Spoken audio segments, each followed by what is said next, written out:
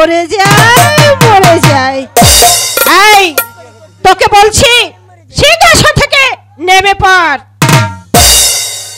এই তোকে আমি বলছি ওই সিংহাসন থেকে তুই নেমে পড়। বারে তুমি বলছো এই সিংহাসন থেকে আমি নেমে যাব, কারণ তুমি এসেছো আজ, তোমার আগে এই সিংহাসনে আমি বসেছি, তা কি করে আমি তোমার নেমে যেতে পারি? তুই কি জানিস আমার আগে তোকে এই রাজমহলে কেন নিয়ে এসেছে? কেন? কারণ আমি হলাম রাজকন্যা, আমার একটি দাসীর প্রয়োজন ছিল, তাই তোকে মহারাজ এই দরবারে নিয়ে এসেছে। এখনো ভালোই ভালোই বলছি এই সিংহাসন থেকে তুই নেমে পড়। এটা আমার স্বামীর সিংহাসন, এখান থেকে কিছুতেই নামবো না। ঠিক আছে, এই মীনা কুমারী ভালো করেই জানে সোজা আঙ্গুলে যখন ঘি না ওঠে আঙ্গুলটা একটু বাঁকাতে হয়। এখনো তোকে ভালোই ভালোই বলছি নেমে পড়, নেমে পড়, নেমে পড়, নেমে পড়। মেরো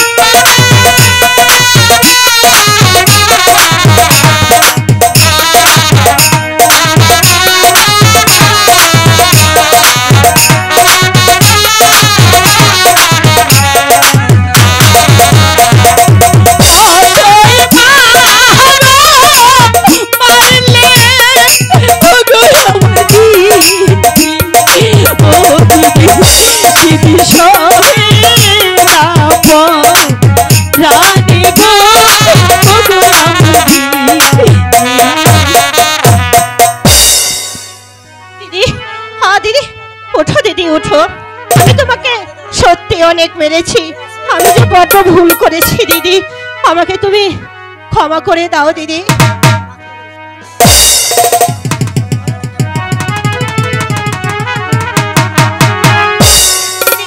তুমি তুমি এখানে বসো দিদি, আমি দেখি তোমাকে কেমন লাগে। না না, ওটা তোমার সিংহাসন, ওখানে আমি বসতে চাই না, আমি চলে যাব। দিদি আমি যদি তোমার ভুল হতাম তুমি আমাকে ক্ষমা করতে না দিদি, এখানে বসো না দিদি, আমি তোমাকে দেখি কেমন লাগে।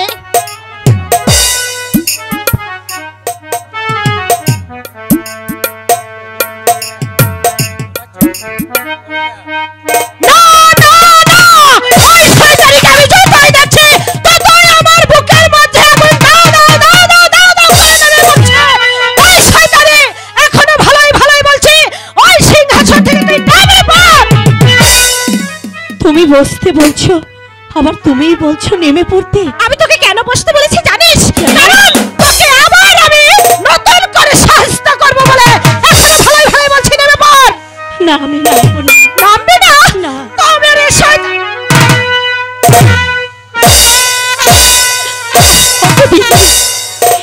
তুমি আমাকে এভাবে আঘাত করো না। এটা আমার স্বামীর প্রাসাদ। এই প্রাসাদে কত দাস দাসী থাকে, এই প্রাসাদের এক কোণই তুমি আমাকে দাসী করে রেখে দাও। ঠিক আছে, তোর দাসী হয়ে থাকার অনেক ইচ্ছা তাই না? তবে এদিকে আয়। এখানে বস। এখন আমার পাটা টিপে দে তো।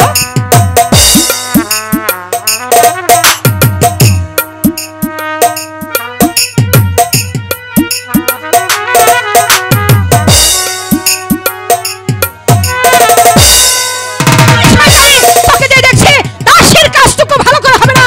এখান থেকে চলে যা, চলে যা বলছি। চলে যাচ্ছি রাক্ষসী, কিন্তু যাবার বেলা একটি কথা আমি তোকে বলে যাচ্ছি। যেভাবে আঘাতের পর আঘাত আজ আজ তুই আমাকে করলি, এমন একদিন আসবে চোখের জলে নদী বয়ে দিলে মুক্তি কোনোদিন খুঁজে পাবে না রাক্ষসী। এই কে আছিস? দাসীকে পাঠিয়ে দে।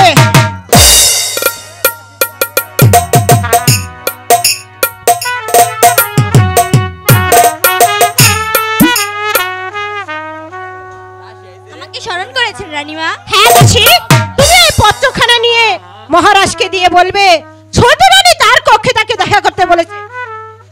ঠিক আছে রানীমা, আমি তাই যাচ্ছি।